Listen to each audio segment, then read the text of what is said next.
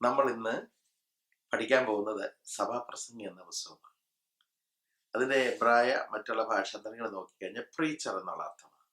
പക്ഷെ ഇവിടെ ഈ പ്രീച്ചർ എന്ന് പറഞ്ഞാൽ ആരാന്ന് ചോദിച്ചാൽ ശലോമോൻ തന്നെയാണ്. എഴുത്തിൽ നിന്ന് മനസ്സിലാക്കാം, സെൽഫ് എക്സ്പ്ലനേറ്ററിയാണ്. ഒരുപാട് കാര്യങ്ങൾ അതിനെക്കുറിച്ച് റിസർച്ച് ചെയ്യാതെ ഈ സഭാപ്രസംഗിയിലെ കാര്യം എന്താണ്? ലോക ജീവിതം മായയാണെന്ന് വിളിച്ചു പറയുന്ന ലോകത്തിലെ വലിയൊരു രാജാവ്, തനിക്ക് ജ്ഞാനവും വിവേകവും ലഭിച്ച് തൻ്റെ ന്യായങ്ങൾ, തൻ്റെ ന്യായവിധികൾ ഒക്കെ വളരെ രസകരമായിട്ടാണ്. ഒരിക്കലൊരു 2 സ്ത്രീകൾ, അമ്മമാർ പ്രസവിച്ച കുഞ്ഞുങ്ങൾ, ഒന്ന് മരിച്ചുപോയി. മരിച്ച കുഞ്ഞിനെ മറ്റൊരു അമ്മയുടെ ഒക്കത്ത് വെച്ചിട്ട് ഇല്ലെങ്കിൽ കിടത്തിയിട്ട് ജീവനുള്ള കുഞ്ഞിനെ തൻ്റെ അടുക്കൽ എടുത്തു എന്നൊരു കേസുമായി വന്ന കഥ വേദപുസ്തകത്തിലുണ്ട്. ശലോമോൻ അതപ്പോൾ പറഞ്ഞു, ജീവനുള്ള കുഞ്ഞിനെ എന്റേതാണെന്ന് ഒരു സ്ത്രീ, അല്ല ഇവിടേതാണെന്ന്. അങ്ങനെ ഒരേ റൂഫിൽ 2 കുഞ്ഞുങ്ങൾക്ക് ജന്മം കൊടുത്ത 2 അമ്മമാരുടെ തർക്കങ്ങളെ ശലോമോൻ ഈസിയായിട്ട് സോൾവ് ചെയ്യുന്ന ഒരു ചിത്രമാണ്. തന്റെ ജ്ഞാനത്തെ കാണിക്കാൻ വേണ്ടിയിട്ട് ആ ഭാഗം എഴുതിയിരിക്കുന്നത്, കഥയായിട്ട്, അനുഭവ കഥയായിട്ട് എഴുതിയിരിക്കുന്നത്. അതിൽ പറയുന്നൊരു കാര്യം, ജീവനുള്ള കുഞ്ഞിനെ കീറണം എന്ന് പറഞ്ഞപ്പോൾ അതിന്റെ മനം നൊന്ത അതിന്റെ അമ്മ പറഞ്ഞു, വേണ്ട, എനിക്ക് കിട്ടിയില്ലെങ്കിലും വേണ്ട, മറ്റോ കൊടുത്തേനെ. അപ്പോൾ ശലോമോന് മനസ്സിലായി ആരാണ് ഈ കുഞ്ഞിന്റെ യഥാർത്ഥ അമ്മ. ഇങ്ങനെയൊക്കെയുള്ള അനേക കഥകൾ ശലോമോനെ പറ്റിയുണ്ട്. ശലോമോൻ സൂര്യന് കീഴെയുള്ള കാര്യങ്ങളെ കുറിച്ചാണ് പറയുന്നത്. അത് വ്യർത്ഥമാണ്, മായയാണ്. ഈ വാക്കുകൾ ആവർത്തിച്ച് സൂര്യന് കീഴിൽ പ്രയത്നിക്കുന്ന സകല പ്രയത്നത്താലും മനുഷ്യന് എന്ത് ലാഭം? ഇങ്ങനെയുള്ള ചോദ്യങ്ങളാണ്. ജീവിതത്തിൽ ഇന്ന് നമുക്ക് നീതിമാൻ എന്തിന് കഷ്ടപ്പെടുന്നു? ധനികൻ തന്റെ ധനം ഉപകരിക്കാതെ മറ്റൊരുത്തൻ അത് കൊണ്ടുപോകുന്നു. ഒരുത്തൻ കൂട്ടിവെക്കുന്നു, മറ്റൊരുത്തൻ അനുഭവിക്കുന്നു. ഒരുത്തന്റെ ജീവിതകാലത്ത് ഒരിക്കലും അവന് ശുഭമായിരിക്കാൻ കഴിയുന്നില്ല.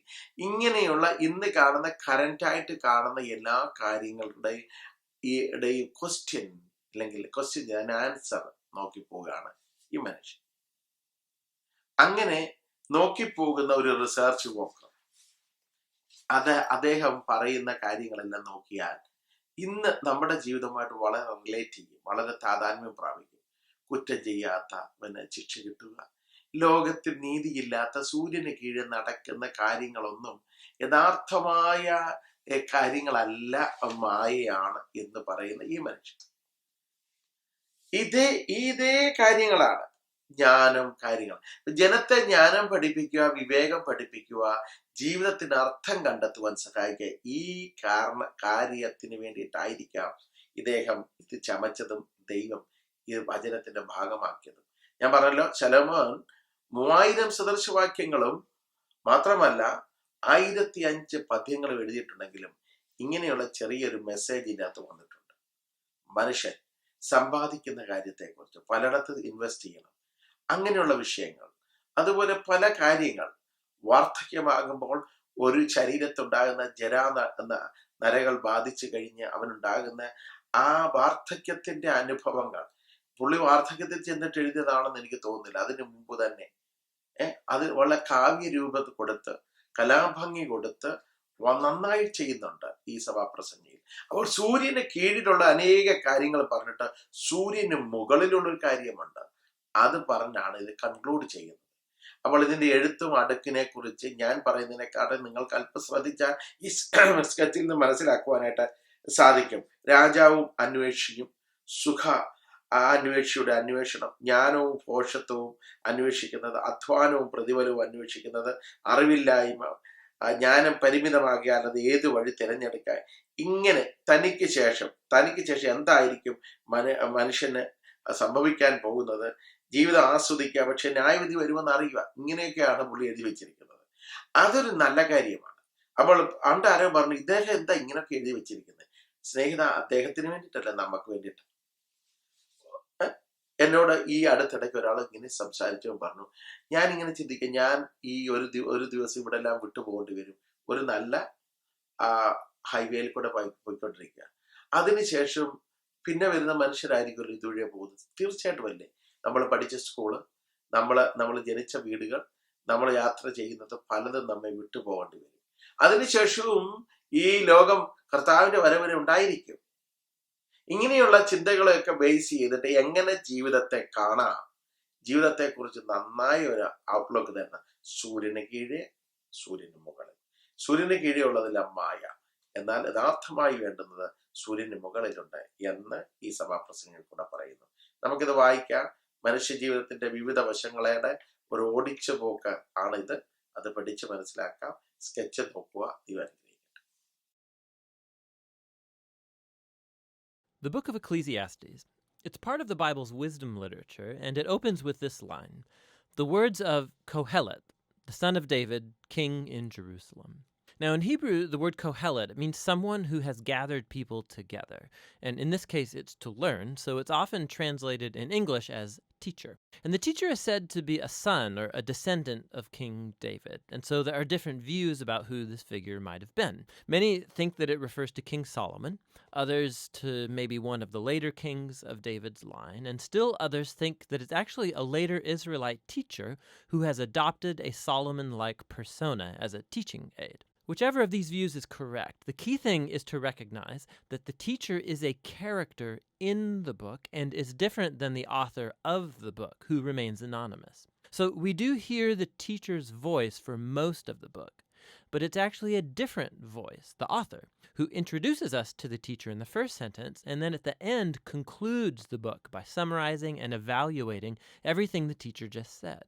So the author is someone who wants us to hear all that the teacher has to say and then help us process it and form our own conclusion. So what does the teacher have to say? Well, the author summarizes the teacher's basic message at the beginning and right at the end, and it's Hevel, Hevel. Everything is utterly Hevel. Now, most English Bibles translate this word Hevel as meaningless, but that doesn't quite capture the heart of the idea. In Hebrew, Hevel literally means vapor or smoke, and the teacher uses this word 38 times in the book as a metaphor to describe how life is, first of all, temporary or fleeting, like a wisp of smoke. But secondly, also how life is an enigma or a paradox. Like smoke, it appears solid, but when you try and grab onto it, there's nothing there. So there's so much beauty or goodness in the world, but just when you're enjoying it, tragedy strikes and it all seems to blow away. Or we all have a strong sense of justice, but all the time bad things happen to good people. So life is constantly, it's unpredictable, it's unstable, or in the teacher's words, like chasing after the wind. Hevel. Now that's kind of a downer. So why is he saying all of this? The author's basic goal is to target all of the ways that we try to build meaning and purpose in our lives apart from God, and he lets the teacher deconstruct these. So the author thinks we spend most of our time investing energy and emotion in things that ultimately have no lasting meaning or significance, and he lets the teacher give us a hard lesson in reality. You can see this most clearly in the opening and closing poems, which focus first of all on time and then on death. So the teacher says, you can spend your whole life working and achieving because you think that makes your life meaningful. You should really stop and consider the march of time. For all of the human effort that takes place in the world, nothing really ever changes. So sure, we develop technology and we build nations that rise and fall, but go climb a mountain and see if it cares. It was there long before any of us, and it will be here long after. I mean, no one's even going to remember you or anything you did 100 years from now, but that mountain, it'll still be there. And the ocean will still be breaking on the beach, and the sun will still rise and set. And so time will eventually erase you and me and everything that we care about. And if that's not disheartening enough, the teacher also can't stop talking about death, all the way through the book, but especially in this poem near the end. He says death is the great equalizer, and it renders meaningless most of our daily activities. It devours the wise and the fool, the rich and the poor, no matter who you are, what you've done, good or bad, we're all going to die, and it's inescapable. So with these two ideas in hand, the teacher goes on to consider all the activities and false hopes that we invest our lives in to find meaning and significance, like wealth or career or social status or pleasure. So you think working hard is going to make life worth it? Think about the stress and the toll that takes on you, all the anxiety and the sleepless nights. And by the time you actually earn some wealth, you're going to be too old to enjoy it anyway. And then by the time that you have to pass it on to someone, they may not even be someone who cares about anything that you did. Or maybe you think pleasure is going to make life worth it for you. Go for it. Live for your vacations, live for the weekend party. Monday always comes. Hevel, hevel. Everything is utterly hevel. So what does the teacher advocate then? That we become pure hedonists or relativists? Well, no, that would be hevel too. The teacher acknowledges the ideas from Proverbs that living by wisdom and the fear of the Lord, that these have real advantages. On the whole, life will probably go better for you. See, but the problem is that even living by wisdom and the fear of the Lord, they're hevel too, because they don't guarantee a good life. Good people die tragically, and horrible people live long and prosper. There's just too many exceptions. And so even wisdom is a hevel. Again, not meaningless, but an enigma. Wisdom doesn't work the way you think it should all of the time. So what's the way forward in the midst of all this hevel? And here, paradoxically, the teacher discovers the key to the true enjoyment of life under the sun. It's accepting hevel. It's acknowledging that everything in your life is totally out of your control.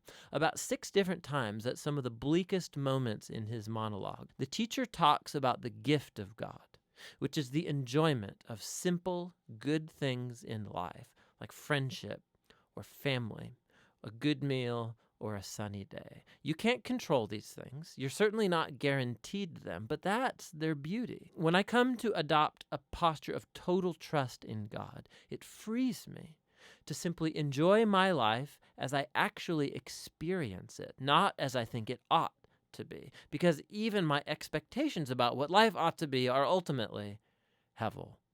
Hevel. Everything under the sun is utterly hevel. And so the teacher's words come to a close. Right here at the end, the author speaks up again, and he brings it all to a conclusion. He says, the teacher's words are very important for us to hear. He likens them to a shepherd's staff with a goad, a pointy end, which might hurt when it pokes you, but he says the teacher is trying to poke you to get you to move in the right direction towards greater wisdom. The author then warns us that you can actually take the teacher's words too far, and you could spend your whole life buried in books trying to answer life's existential puzzles. Don't try, he says. You'll never get there. And so instead, the author offers his own conclusion, and it's this: fear God and keep his commandments. This is the whole duty of humans, for God will bring every deed into judgment, every hidden thing, whether good or evil. And so the author thinks it's good to let the teacher challenge your false hopes and remind you that time and death make most of life completely out of your control. But what gives life true meaning is the hope of God's judgment, the hope that one day God will clear away all of the hevel and bring true justice to our world. And it's that hope that should fuel a life of honesty and integrity before God, despite the fact that I remain puzzled by most of life's mysteries. And that's the wisdom of the book of Ecclesiastes.